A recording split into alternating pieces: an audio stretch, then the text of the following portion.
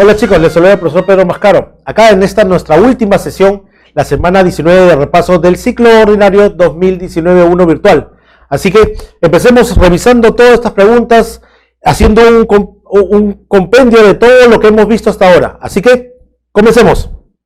Pregunta número 1. Corrientes surgía por la explotación y opresión de la clase trabajadora, realizando las primeras manifestaciones obreras y el movimiento sindical, dando como resultado la escuela A, histórica, B, neoclásica, C, marxista, D, keynesiana y E, clásica. Primero, descartemos, no existe la escuela histórica. La escuela neoclásica, entre las cosas que pronuncia y surgen a través de esta corriente, menciona el valor subjetivo en lo que es los productos. ¿A qué se refiere este valor subjetivo? El valor subjetivo significa que los bienes se le da valor de acuerdo al cliente, de acuerdo a su necesidad, de acuerdo a su escasez, a su utilidad. Entonces, no tiene nada que ver con esta explotación del trabajador. Yo sé que muchos ya están como en respuesta que es la C, la marxista, que sí es cierto. ¿Por qué? La corriente marxista surge obviamente como respuesta en el momento histórico de la explotación y la opresión de la clase trabajadora, porque había esta lucha de clases entre el proletariado, los trabajadores, y el capitalista, el dueño de las empresas. Entonces, en este escenario surgen las ideas marxistas. Marx habla sobre los trabajadores como motor social de las empresas y dice que los trabajadores, para salir de la pobreza, tenía que hacerse de los medios de producción, no solamente valerse del trabajo. Entonces, esa es la respuesta, por eso es la C. La keynesiana no, porque la keynesiana se habla o propone ya que el Estado controle el mercado, ¿no? Y la clásica habla del valor trabajo, sobre todo lo que se necesita para producir un bien, y habla sobre el libre mercado, cosas que nos está hablando en este momento. Por eso la respuesta, una vez más, digo que es la C. 2. La tesis que considera que la inflación está relacionada con un mal manejo de la política monetaria corresponde a la escuela A, monetarista, B, clásica, C, neoclásica, D, keynesiana, E, mercantilista. Profesor, es obvio, política monetaria es lo monetarista. Sí, es cierto, porque la que dice que se tiene que controlar la inflación a través de políticas monetarias, la economía a través de políticas fiscales, a través de la inversión privada y pública, es la monetarista. No se considera esto porque la clásica es el libre mercado. La neoclásica refirma las cosas de la clásica, pero habla sobre el valor subjetivo, ¿no? La keynesiana, como les dije, habla sobre el control del mercado por parte del Estado. Y la mercantilista, en los temas como eso, habla sobre un control interno de mercado por su proteccionismo, ¿no? 3. La comunidad nativa de Jauki cultiva eucalipto desde siempre y vende este recurso a algunos acopiadores que llegan a la zona, pero también lo utiliza para curar a sus pobladores de problemas respiratorios. Lo explicado, ¿con qué factor productivo se relaciona? Los factores productivos, chicos, recordando, es naturaleza, trabajo, capital, empresa o empresario o gestión empresarial y Estado. Obviamente están hablando de un material. No es la fuerza de trabajo, no es el dinero, no es capital para algo, no es la empresa ni el Estado. Entonces estamos hablando de materia prima, en este caso, hojas de eucalipto, ¿no? Entonces estamos hablando del factor naturaleza. 4. Dada la gran ola de robos de teléfonos celulares que vivió nuestra población, no, que vive, esa sería la lectura correcta, que vive nuestra población, la policía comunicó que toda persona que compre o posea un celular robado sería responsable de dicho delito. De esta manera, la gente dejó de comprar teléfonos robados y los robos disminuyeron. Podemos decir que la regulación vino de parte del factor A, empresas, B, Estado, C, naturaleza, D, trabajo, E, capital. La respuesta está más que obvia, esta regulación lo ha dado el Estado. Imaginen que una señorita X, hablemos de una señorita que hipotéticamente se llama Patricia. Patricia compra un teléfono robado y este teléfono robado le ponía línea. Entonces las empresas le brindaban el servicio, porque ellos, recuerden, las empresas como Movistar o Claro, ganan en el servicio, no venden el celular. Entonces querían seguir vendiendo el servicio. Pero esto al Estado le genera muchos problemas sociales, como la delincuencia, etcétera. Entonces, por eso el Estado ha regulado y ha pedido a las empresas que, por ejemplo, bloqueen el número de teléfono, bloqueen ese servicio, ¿no? Y obviamente, al ser los responsables de dicho delito, se está regulando, ¿no? Por eso, acá la respuesta que el factor que regula esto es el Estado. María quiere comenzar un negocio textil. Por esa razón, compra 5 máquinas tejedoras y 3 remalladoras y contrata trabajadores experimentados en el rubro para lograr alto nivel de producción. Los bienes comprados por María se clasifican como factor A, naturaleza, B, trabajo, C, capital, D, empresa, E, Estado. Entonces, aquí hay que leer bien la pregunta, chicos. El factor no es el negocio. Le está diciendo que María quiere comenzar un negocio textil y que por eso ha comprado 5 máquinas. Las 5 máquinas vendría a ser el factor naturaleza, no. El trabajo, no. Capital, empresa o Estado. Entonces, analizando, el naturaleza no es una materia prima, estamos hablando de las máquinas. Analizando trabajo, no es fuerza de trabajo, así que no es la B. Analizando el criterio de capital, obviamente estamos hablando de un capital porque estás comprando las máquinas, por eso es la respuesta. Y empresa no es porque para comenzar la empresa y Estado menos. Entonces es capital porque es el factor en el cual están las máquinas, están las herramientas, está el dinero, pero es todo bien o dinero que genera otro bien, ¿no? Y por eso María al comprarle esta máquina quiere generar, en este caso, una ropa, un negocio textil, ¿no? O textiles en general, ¿no? La 6. Las personas que se encuentran en la edad de trabajar pero deciden voluntariamente postergar su ingreso al mercado laboral por motivos de estudio pertenece a la PA, B, OIT, C, PET. La D, chicos, hay un pequeño error. La D es PET, no PET. O sea, no PA. Y la E es PEI. ¿Por qué? Porque el no PA y el PEI es lo mismo. Recuerden, PET, población en edad de trabajar, según la demografía, de 15 hasta 65. El no PET es menores de 14 niños y mayores de 65, adulto mayor. Son personas que por edad de trabajar no deberían estar trabajando, ya que están jubilados, que son niños. El PET se divide en dos, el PA y el PEI. El PA, población en edad de trabajar, personas que estando en edad de trabajar trabajan, y esta se divide, también se llama estrato activo, se dividen adecuadamente empleadas, subempleadas y desempleadas. Y el PI, población económicamente inactiva o no PA o estrato pasivo, son aquellas que estando en edad de trabajar no trabajan, como las personas que estudian, como los rentistas, como las amas de casa, como el clérigo, etc. La respuesta es la E. OIT, recuerden que OIT es Organización Internacional de Trabajo, que no tiene que ver con lo que preguntan. 7. El sistema privado de pensiones en el país fue creado el 6 de diciembre de 1992 a través del decreto 25897, decreto ley. En la actualidad hay más de 6 millones de afiliados al sistema, en donde se tiene operando solo 4 administradoras de fondos de pensiones: la AFP Habitat, la AFP Integra, la AFP Prima, la AFP Profuturo. De acuerdo con el texto, se puede inferir que las AFP operan dentro de un mercado A, cerrado, B, temporal, C, minorista, D, perfecto, E, abierto. Entonces dice que solamente 4 administradores de fondos de pensiones. Entonces no es un mercado abierto, porque si fuera un mercado abierto cualquiera podría entrar. No es un mercado perfecto porque hay bastantes vendedores y bastantes compradores, cosa que no hay acá. Minorista, bueno, estas empresas no manejan las grandes cantidades, ¿no? Que se necesitan. Y el mercado cerrado y temporal. Ahora, mercado temporal significaría que aparece una vez al año y eso no es así, esto es veces todo el año. Un mercado cerrado sí, porque por la gran cantidad de capital que se necesita no cualquiera puede entrar. Están regulados y es cerrado porque acá los que ya están no la ponen fácil para el que nuevo que entraría. Entonces es un mercado cerrado. La 8.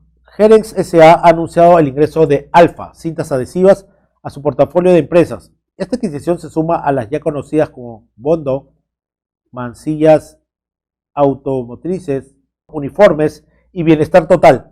Artículos de cuidado. Dentro del mercado, Jerens S.A. actúa como un oligopolio, B, monopolio legal, C, holding, D, cártel, E, trust. Analicemos cada uno. Oligopolio no puede ser porque habla de dos o más empresas en un mercado. Y hasta ahora seguimos hablando de Jerens S.A. que ha adquirido estas otras empresas. Entonces, no es oligopolio porque ahora que lo ha adquirido, solamente se está hablando de una empresa. Monopolio legal es aquel monopolio que se otorga una venta exclusiva de un mercado por una ley a través de un concesionario. Entonces tampoco es. Como les decía, el monopolio legal es a través de una ley, a través de una patente, ¿no? Donde solo uno es permitido por el Estado brindar este servicio y cobrar por él. Hay uno solo en el mercado, ¿no? Pero es aceptado por ley. El holding. Primero comencemos con cártel, chico un poquito más grande. El cártel es aquel monopolio que se logra, que se reúnen las empresas sin perder su autonomía para determinar precios y volumen de producción. Eso es el cártel, que no es el caso de acá. El trust lo que hace es, entra y puede observar que acá las empresas pierden su autonomía, para eso se juntan y pierden su autonomía con el objetivo de dominar una rama del mercado, ¿ya? Por ejemplo, todas las empresas de cerveza antes del Perú, como les comenté en el principio, se habían unido y habían sido vendidas o se habían fusionado con Bacus para dominar el mercado de cerveza y ser un monopolio. Otro es el holding. En el holding, las empresas compran el accionariado mayoritario al total, igual que en el trust, pero ellos lo compran con un fin. ¿Cuál es? Ganar dinero, aumentar las ganancias. Para eso se unen. Y acá pueden comprar cualquier empresa, sea nacional o extranjera. Entonces, obviamente la respuesta es holding. 9. La señora Juana Rodríguez es una persona que acaba de jubilarse. Durante sus años donde laboraba, aportaba a una AFP. La nueva legislación le permite poder acceder al 95% de sus aportes acumulados, que asciende a unos 30.000 nuevos soles. Con este dinero, adquiere los terrenos en el sur de Lima, que posteriormente alquila a las empresas que operan diversos centros comerciales. Para la señora Juana, dichos terrenos representan un capital A, financiero, B, lucrativo, C, comercial, D, empresarial y E, comercial. Entonces, analicemos cada uno de estos. Este dinero que recibe del alquiler de sus viviendas que compró con el dinero de FP representa un capital financiero, no porque el capital financiero nace del dinero que se entrega, que lo entrega una entidad financiera con la intención de prestarlo, que tú compres barato, lo vendas caro y puedas pagar el préstamo más los intereses respectivos. Entonces financiero no es. Lucrativo sí es, porque acá le da un lucro ganancia al dueño del local, o el dueño nada más, ¿no? C, mercantil. Mercantil, ¿ya? Significa que por comprar o vender un producto o un servicio, él gana dinero, y cosa que no es así, porque ya hemos visto que no está comprando los terrenos para venderlos, sino para alquilarlos. Entonces, estamos hablando de capital empresarial, no existe capital empresarial, sino el comercial, y el capital comercial es el que otorga una tienda, un comercio, como Saga o como Ripley. Por eso la respuesta es la B. 10. La depreciación es un gasto que se destina a la reposición y mantenimiento de equipos, herramientas, infraestructura que ha sufrido desgaste. Las empresas pueden realizar esto como un escudo fiscal, debido a que si mayor es la depreciación, menor será la base imponible sobre la cual le cobran los impuestos, permitiendo disminuir el pago de impuestos. Hablamos de un descuento tributario. El capital que se toma en cuenta es ¿Cuál es el capital que se toma en cuenta en esta depreciación, en este escudo fiscal, en este pagar menos? ¿Ya? Para eso es el capital comercial, es el capital comercial, es el que trae un comercio, un servicio, como decía Saga o Ripley. ¿Es el comercial? No, no es el comercial. ¿Es el capital fijo? Sí, porque estamos hablando de depreciación de máquinas, y las máquinas son, el capital fijo representa a las máquinas porque tienen varios procesos productivos. C, lucrativo. El capital lucrativo como les dije ya hace un rato, es el capital que al propietario de este capital le otorga una utilidad, una renta. Mientras que el capital circulante es aquel que se utiliza una sola vez en el proceso productivo, cosa que no es así en las máquinas. Y el capital variable es el pago de fuerza de trabajo. Entonces la respuesta es la B. 11. El mercado cambiario en nuestro país es ejercido por varios agentes. Tenemos a las casas de cambio y a los conocidos cambistas que utilizan las diferentes calles de la capital como puntos de cambio, e intercambio. Dentro de las actividades de comercio, ambos agentes asumen la modalidad de especuladores, mayoristas, informales, temporales o comisionistas. Primero, este mercado de casa de cambios no es que aparece una semana y la otra no, entonces temporales no es. Mayorista, no, porque yo me acuerdo que cuando era muchacho, si tenía que cambiar mis únicos $5 o $10 de la suerte porque necesitaba dinero, lo podía cambiar, entonces también atiende a minoristas. El comisionista. El comisionista es aquel, valga la redundancia, que recibe una comisión. Por ejemplo, ya han visto las tiendas que venden servicios de envío de dinero a Venezuela. Por una cantidad de dinero, ellos te cobran una comisión, un porcentaje del dinero enviado. Y informales es aquel que no, también valga la redundancia, no está formal, es decir, que no está inscrito con el Estado y no es supervisado por el Estado. El problema es que las empresas formales, ¿ya?, pueden tener problemas de cámara, micrófono, ya pueden tener problemas en este caso que podremos hablar de tener problemas con el local, etcétera, pero los informales no pagan impuestos, no tienen un lugar formal, ¿no? Entonces, cuando hablamos de el especulador, es aquel que compra barato para después venderlo caro, como es el tipo de cambio. Por eso los cambistas y las casas de cambio, ya, por eso no podían ser la C, porque algunos son formales, los cambistas que están en tiendas son formales, los que están en la calle son informales. Ellos manejan grande cantidad de dinero, pero por esa cantidad que compra barato y después al día siguiente venden un poco más caro, aunque sean 10 céntimos, genera una rentabilidad. Por eso se habla de especuladores. A. Espacio. Son las unidades productivas que desarrollan actividades económicas. Están constituidas por la Ley General de Sociedades, en algunos casos pertenecen a los hogares o a las unidades de gobierno. Por lo último, ya descarto los gobiernos y los hogares. Queda instituciones. Ojo que las instituciones no son todas unidades productivas y además algunas no están bajo la Ley de Sociedades. Entonces queda empresas y sociedades. Por ende, gobiernos y hogares no es. Instituciones decía que no todas son unidades productivas y las sociedades no todas tampoco son unidades productivas. Entonces, ¿por qué tener a la empresa como una unidad productiva? Sí, pues la empresa es esa unidad productiva que para ser constituida tiene que pasar por el registro público y ser constituida a través de una ley general de sociedades. La respuesta es la B.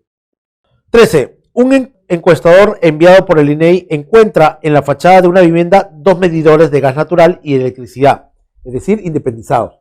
Al iniciar la encuesta descubre que el inmueble está independizado en cada piso, habilitado el primero por los dueños originales, papá, mamá, y el segundo por la hija y los nietos de los dueños del primer predio. De la información anterior se deduce que el predio está ocupado por 2 familias, una familia, B, C, un hogar, D, un agente económico, E, organizaciones de consumo. No puede ser organizaciones de consumo porque estamos hablando de máximo 2 familias. Un agente económico no es, sería un agente económico, sí, pero no estamos hablando de las familias como agente económico. Una sola familia, no, porque hay 2. Está papá, mamá y su hija con su respectiva familia. El profesor, podría ser un hogar siempre y cuando se haya compartido los gastos. Y acá no están compartidos los gastos. Lo que genera que no es que no están compartidos, sino están independizados. Por eso acá se considera 2 familias por la independencia de sus gastos. Sería un solo hogar si se pagara un solo recibo y ambos dividieran los gastos. Entonces, la 13 es la A. 14. La empresa Cruz del Sur ha decidido bajar los pasajes en 5% para cualquier destino dentro y fuera del país. De acuerdo con el indicado, esta decisión empresarial generaría el siguiente efecto. A. Aumentaría la cantidad demandada de pasajes. B. Disminuiría la oferta de pasajes. C. La curva de demanda variaría en función directa del precio de los pasajes. Y D. Aumentaría la demanda de pasajes. E. Generaría un desplazamiento de la curva de demanda.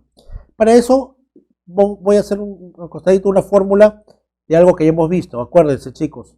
Los que están en relación directa son los dos primeros. Cuando el precio sube, la cantidad ofertada también sube, la demanda sube. La que está en relación directa es la segunda. Cuando el precio baja, ellos bajan, ellos bajan. La que está en relación inversa, cuando el precio baja, ellos suben, ellos suben. Cuando está arriba, baja, baja. Entonces, teniendo esa fórmula, es más fácil poder identificar la solución. ¿Cómo? Te vas a fijar en esto. Aumentaría la cantidad demandada de pasajes, sabiendo que el pasaje ha bajado, el precio ha bajado. Si el precio baja, la cantidad demandada aumentaría, precio baja, cantidad demandada sí. Entonces, sí cumple esto. Entonces, la respuesta es la A. Pero veamos, profesor, ¿qué diferencia entre cantidad ofertada y demanda y oferta? Recuerda que todos estos cuatro, cantidad ofertada y demandada, viene a ser el número de bienes y o servicios. Y por el otro lado, tenemos en demanda y oferta. Los demandantes y los ofertantes significa número de personas y empresas. ¿Qué quiere decir? Cuando hablamos de cantidad, estamos hablando de 1000 celulares, 10.000 mochilas, 20.000 zapatos, 15.000 menús, etc. Bienes o servicios. Cuando hablamos de cantidad ofertada o demandada. Cuando hablamos de demanda oferta, cuando hablamos de demanda estamos hablando de número de personas. 10.000 clientes. Estos 10.000 clientes demandan una cantidad de productos, sillas, gaseosas, etc. Y por el lado de oferta son las empresas que están en el mercado. Por ejemplo, la empresa de transportes interprovincial. ¿Cuántos hay en Lima? Varios. Ya. Esas empresas ofertan una cantidad de bienes y o servicios. Entonces, hasta ahora venciendo la A. Disminuirá la oferta de pasajes. Oferta de pasajes, acá está. Ya cuando el precio sube, la oferta de pasajes disminuirá. Cuando el precio del pasaje sube, baja, la oferta de trabajo sube. Entonces, acá está, oferta de trabajo, precio bajo, es al revés. Entonces, no es disminuir la oferta de pasaje, porque bajar la oferta es tener un precio alto y acá el precio es menor. La C, la curva de la demanda variará en función de los pasajes. Recuerda que la variación de la curva está en función a todos sus factores. Precio, digamos, si estamos hablando de la demanda, bienes sustitutos complementarios, etc. Pero solamente acá se está hablando de precio, entonces está en ceteris paribus. Aumentaría la demanda de pasajes. ¿Cómo es eso de cómo es en esto de la curva que de la demanda varía en función directa del precio de pasajes? Como la curva para moverse, trasladarse o variar de un lugar a otro tiene que estar inmerso en los otros factores. ¿Cuáles son los otros factores? Decíamos que ingreso del consumidor, precio del bien sustituto, etc. En caso de la demanda. ¿Ya? Entonces la curva para desplazarse es el ceteris paribus, solamente el precio y la cantidad ofertada, cosa que no es acá. Aumentaría la demanda de pasajes. Demanda mayor, el precio es mayor. No, no es una alternativa. Y se generaría un desplazamiento de la curva de la demanda. Igual, vuelvo a decir, la variación en la curva de la demanda no solamente es del precio, sino de los otros factores. 15. La cantidad de demanda de pelotas para la campaña navideña se incrementa en 30% debido a la disminución de su precio en las diversas ferias que se instalan en diversos puntos de la ciudad. En esta temporada, los comerciantes incrementan la oferta de estas pelotas, provocando una disminución en el precio que pasa desde 15 soles a 10 soles cada uno. Calcule la necesidad de precio y se caracteriza del bien. Entonces, tenemos, según esto, en la temporada los comerciantes incrementan su oferta de estas pelotas, provocando una disminución de precio de 15 a 10, hasta menos. Para calcular la elasticidad de precio, categorice bien entonces. Para comenzar, elasticidad de precio de la demanda es igual A, diferencia porcentual, acá es la cantidad demandada, es diferencia porcentual. En este primer caso, dice la cantidad demandada se incrementa el 30%, de frente te da 30% arriba. Pero te dice, en esta temporada los comerciantes incrementan la oferta de estas pelotas provocando la disminución del precio que pasa de 15 a 10 soles. Entonces te dice, si 15 es mi 100%, decimos que 15 su 100% es 5, que es la diferencia entre 10 y 15, ¿cuánto es? Entonces, al tener la regla de tres simples, entonces 500 entre 15, 5%, 500 entre 15. Esto es igual a 33.33. Entonces, tenemos que diferencia de precio es 33. Me pongo asterisco para decir que es 33.33333.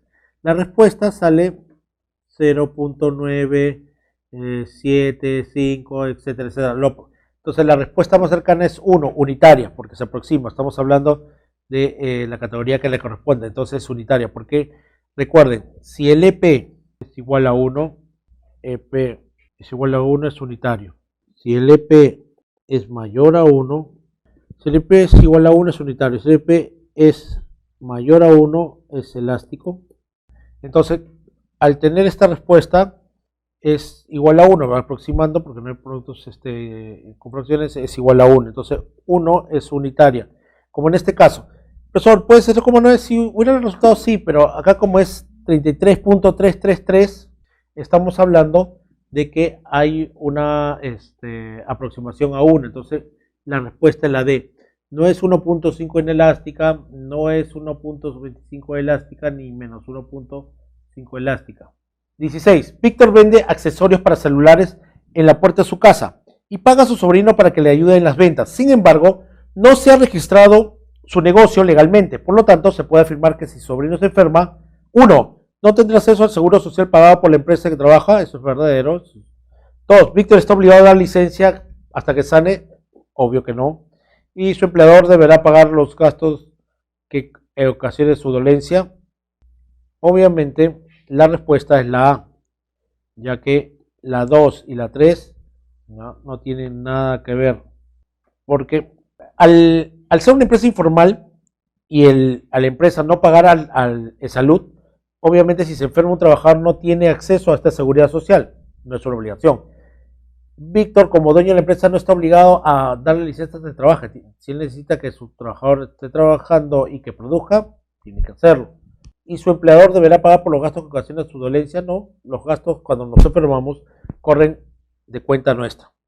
La informalidad es una respuesta de la población por la falta de capacidad para poder insertar a la población al mercado laboral por parte de A, empresa, D, mercado, B, pobreza, L, economía. La respuesta no puede ser empresa porque la informalidad no tiene que ver con esa capacidad de la empresa de no generar empleo. No es la respuesta. La informalidad no genera pobreza, la pobreza es una característica. La informalidad es responsabilidad ¿de quién? Del Estado. ¿Por qué el Estado, profesor?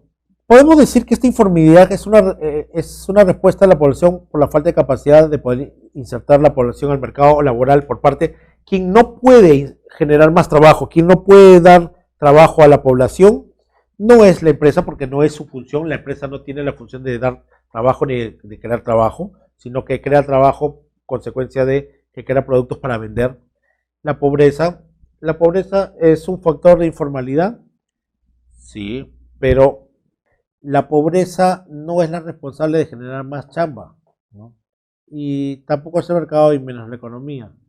Por tanto, podemos afirmar que es el Estado quien no está cumpliendo su rol de traer inversión, de producir para generar más movimiento económico y así la rueda esté comenzando a funcionar. Tiene la respuesta a la 17. Roxana Rodríguez vende de manera informal comida a los obreros de una construcción.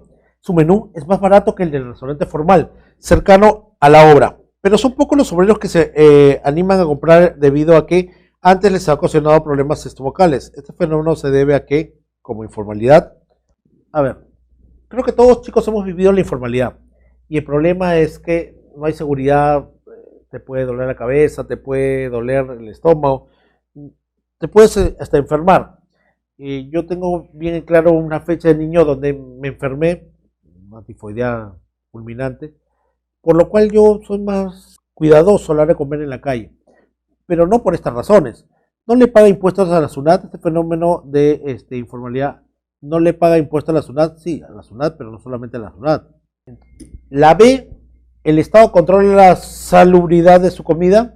Este fenómeno se debe a que como informal el Estado no controla, obviamente, como ser informal, el Estado no controla la salubridad que hay en esa cocina. C, no cuenta con mobiliario necesario. No, los informales ahora tienen cómodas sillas, cómodos manuales, cómodos paneles de neón, ¿no? Grandes. Entonces sí tiene esa facilidad. Carece de asesoría de marketing. Bueno, no sabemos si tiene asesoría de marketing, pero muchas veces tienen promociones muy interesantes, pero no es parte de la pregunta. Y el Estado es más flexible con sus exigencias sanitarias, más bien, al ser más exigentes, son pocos los que se pasan al lado formal. Entonces la respuesta es la B. 19. Juan busca en qué invertir y tiene la fabulosa idea de constituir una juguería, que según él crecerá con el tiempo. Han pasado 3 años y dada la capacidad de compra de los limeños, el negocio ha crecido, pero a Juan le falta capital para poder hacer su negocio. Por lo tanto, recurrirá a un préstamo bancario. Esto es posible gracias al beneficio de la formalidad como A. Acceso al crédito. B. Protección policial. C. Servicio de vigilancia. D. Respaldo judicial. Y E. Evitar multas. Bueno, el volverse una empresa formal a Juan le ha permitido acceso al crédito. Ese es el principal beneficio. El ser formal te da acceso al crédito, porque se vuelve una empresa conocida, porque tienes un entidad crediticio, etc. P, protección policial, profesor, pero también pagar impuestos me da protección policial. No, protección policial tiene los congresistas, el presidente, el papa, un testigo de un asesinato o algo así, pero eso es una protección policial, no que los policías puedan ayudarte, eso es general, ¿no? Ahora, servicio de vigilancia, al hacerme formal, ¿me da servicio de vigilancia? No. El respaldo judicial me da servicio de vigilancia. El respaldo judicial te da algo, como el servicio de vigilancia decía. El servicio de vigilancia es que ser formal no me contratan o no me regalan un servicio de vigilancia, me cuesta a mí. El ser formal no es que el tema judicial me respalde más a mí, ¿no? Sino recuerden que el respaldo judicial es no es una ventaja de ser formal, sino es un derecho, ¿no? Y evitar multas, bueno, sea formal o informal, si tú cometes una infracción, no vas a evitar la multa solo por ser formal. Así que es la A. El crédito como operación financiera se puede clasificar de diferentes maneras. Una de ellas es tomando en cuenta el tipo de garantía que el acreedor exige al deudor. Por lo tanto, el crédito puede ser A, real y personal, B, corto, mediano y largo plazo, C, consumo y productivo, D, público y privado, E, comercial y productivo. El tipo de crédito se clasifica en real y personal. ¿Cuál es el real? Cuando, valga la redundancia también otra vez, realmente yo no confío en ti que me devuelvas. Entonces tienes que dejarme algo para que yo te preste dinero. Y ahí el real se divide en prendario e hipotecario. El prendario es que dejas un bien mueble y el hipotecario dejas un bien inmueble. Y ahí recién te presto la plata. Ese es el real. El personal no dejas nada y simplemente evalúan tu historial crediticio y tus ingresos para prestarte. Se clasifica el crédito en corto, mediano y largo plazo. Porque estás hablando que el tipo de garantía que el acreedor exige. O sea, ¿qué exige el acreedor a la hora del préstamo? Algo real en qué confiar.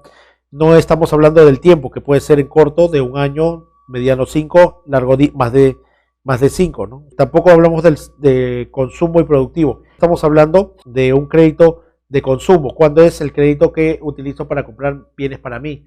Comprarme un pollo a la brasa, comprarme un helado, etc. Y el de productivo es aquel crédito que utilizo para comprar máquinas, para poner un negocio, ¿no? Y estamos hablando de crédito público y privado. El crédito privado simplemente es el que entregan las entidades que no trabajan con el Estado, y el crédito público te lo entregaría el Banco de la Nación o una empresa estatal. Y el crédito comercial y productivo. El comercial es comprar, vender servicios, y el productivo, valga la redundancia, el capital productivo sirve para la producción de bienes y servicios, materia prima, etc. Entonces, la respuesta es la A. 21. El principio tributario establece que el impuesto debe guardar relación con las manifestaciones de la capacidad contributiva, ya que lo deseado es que el aporte no resulte desproporcionado en relación a ella. Es la A, legalidad, no. B, capacidad contributiva. C, publicidad. D, proporcionalidad. E, no confiscatoriedad. Obviamente la respuesta es la E, no confiscatoriedad. ¿Por qué? Primero, este principio tributario donde el impuesto debe guardar relación con la manifestación no es el principio de legalidad. El principio de legalidad es que ese tema tributario esté en una ley, no es. La capacidad contributiva. La capacidad contributiva es que la capacidad contributiva tiene que ver con establecer que tú pagarás impuestos de acuerdo a lo que generas. Entonces, tu capacidad contributiva está en relación a lo que tú generas. De acuerdo a lo que tú hagas, te descontará un porcentaje para lo que es la tributación. Entonces, tu capacidad contributiva no excederá a al monto que generas a la hora de producir bienes o servicios. El principio de publicidad, bueno, tendría que decirte que es en el diario oficial del peruano y que esta tributación sale el 31 de diciembre pasando a las 00 horas del día siguiente. Y proporcionalidad es que a ti te descuentan en una proporción de acuerdo a tus ingresos, ¿no? Y la no confiscatoriedad es el principio que habla. ¿Qué significa? Que no pueden, a la hora que tú tengas deuda o tengas problemas tributarios, acá digamos que el tema de no confiscatoriedad, los tributos no van a exceder, no pueden ni deben exceder en la capacidad contributiva del contribuyente. Es decir, no es como en la Edad Media, donde a la hora que venían a pedir los impuestos se llevan hasta tu cama, tu cocina, los medios con que tú vives. Hoy por hoy la confiscatoriedad dice que no pueden quitarte tu cocina, no pueden quitarte tu refrigeradora, no pueden quitarte tus baños, pero los temas suntuarios sí, como televisor, juegos, etc. Entonces, eso es la no confiscatoriedad. 22. Los países inician un conjunto de reuniones para determinar la factibilidad de un acuerdo de integración. De prosperar esta iniciativa, esta empieza con la eliminación de las restricciones A, laborales, B, al de tránsito de factores, C, al ingreso de inversiones, D, comerciales y E, al tránsito de personas. Entonces estamos hablando de prosperar esta iniciativa, estamos iniciando este conjunto de reuniones para un acuerdo de integración. Y lo primero que se habla en el acuerdo de integración es la eliminación de restricciones comerciales a cualquier país. Comerciales, digamos que cuando voy a hacer un tema de integración, los primeros acuerdos serían un acuerdo preferencial, es que una lista con bienes y servicios que tienen arancel preferencial o arancel cero. Entonces, las restricciones son de temas comerciales, del tema de arancel. ¿Por qué no es temas laborales? Porque el laboral, el ingreso de inversión, el ingreso de personas es tránsito de factores. Recuerden que todavía no pasamos, porque estamos recién iniciando, al tránsito de factores. ¿Qué son los tránsitos de factores? Que en su territorio todo, la transición de factores, recuerden, los factores productivos es naturaleza, trabajo, capital, mano de obra directa o gestión empresarial, empresa o empresario. A la hora que hago mi primeras reunión de integración veo los temas comerciales, no el laboral, porque el laboral es uno de los factores y es trabajar. Si yo me voy a trabajar a otro país, al inicio ni siquiera vas a poder entrar al país porque todavía no tienes acuerdos de conversación duros. Al ingreso de inversiones, te van a cobrar un impuesto por eso. Al tránsito de personas también es un factor, hablemos del factor trabajo, que es la fuerza de trabajo de las personas. Y al tránsito de factores, hablo de todos los factores en su conjunto, y eso se da recién en este mercado común. Y si estamos hablando de inicial, estamos hablando de restricciones comerciales. La de 23. Un bloque de países decide avanzar en su proceso de integración, por lo cual acuerdan uniformizar y centralizar el circulante entre esos dos países. Cuando habla de circulante, no habla de capital circulante, está hablando de su dinero. entre los países, dando inicio a la etapa denominada A, mercado común. No, en el mercado común hay libre tránsito de factores. B, unidad monetaria o económica. Unión monetaria o económica. ¿Como quién? Como la Unión Europea. En la Unión Europea hay una sola moneda, una sola se uniformiza con una sola moneda y se centraliza a través de un banco único supranacional, como el Banco Europeo. No es zona de preferencias porque en la zona de preferencias no se pone una sola moneda, ni se centraliza con un banco. Una zona de preferencial es una SOTAC, la zona de libre comercio, y zona de libre comercio de Lima. Y la unión aduanera. ¿Qué es la unión aduanera? Entonces, zona de preferencia no es porque, como les digo, en la zona de preferencia no hay una moneda única. Por ejemplo, la zona de libre comercio, la SOTAC, la de Chile con Perú, no es que tenemos una sola moneda para transar ahí el comercio. La zona de libre comercio, ¿ya? Por ejemplo, la ex zona de libre comercio más grande del mundo era Estados Unidos, Canadá y México. No me va a decir que entre ellos había una sola moneda. La Unión Monetaria Económica, una sola moneda, una entidad supranacional. La respuesta, como les dije, es la B, Unión Monetaria. La empresa peruana Flores S.A., luego de realizar un estudio de mercado, decide aperturar su primera filial en el país vecino de Colombia. Esto como punto de partida a las futuras incursiones fuera de las fronteras que tiene proyectada la empresa. Esta nueva etapa se enmarca dentro del concepto de A, internacionalización, B, globalización, C, universalización, D, mundialización e integración. Lo que estamos hablando en los conceptos que se marca acá es un concepto de integración, no porque no estamos hablando de TLC ni unión aduanera, no es. Mundialización es el concepto que enmarca la integración, cuando se habla de TLC, cuando se habla de temas de Unión Europea, con términos de integración sería hablar de mundialización. La universalización solamente es un concepto que se usa de hablar del universo, cosa que no se usa cuando hablamos de empresa, porque la empresa solamente es en la Tierra, en el planeta Tierra, entonces no hablamos de universalización, ¿no? Salvo en las Miss Universo, por ejemplo, ¿no? Globalización, hablamos de un mercado global, donde hay un solo mercado, donde se habla de sus avances gracias a la tecnología, a la innovación, a nuevos mercados, donde se rompen barreras, es cierto, pero el tema central es el desarrollo como mercado global por tecnologías, por cultura, etc. Y por último está la internacionalización. La internacionalización es aquel proyecto, ¿no? Proyecto donde se da por consecuencia que una empresa comience a vender fuera de su territorio nacional. Es decir, desde el momento que nosotros vendamos a Bolivia, Ecuador, una empresa venda fuera de su territorio, estamos hablando de internacionalización. Hacer comercio internacional es vender fuera de tu territorio. Bueno, chicos, eso es todo con respecto a esta semana de repaso y a este ciclo 2019-1 ordinario del ciclo virtual. Así que nada, ha sido un gusto compartir con ustedes y los espero en siguientes ciclos acá con nosotros, siempre San Marcos, para ayudarlos. Un abrazo y suerte.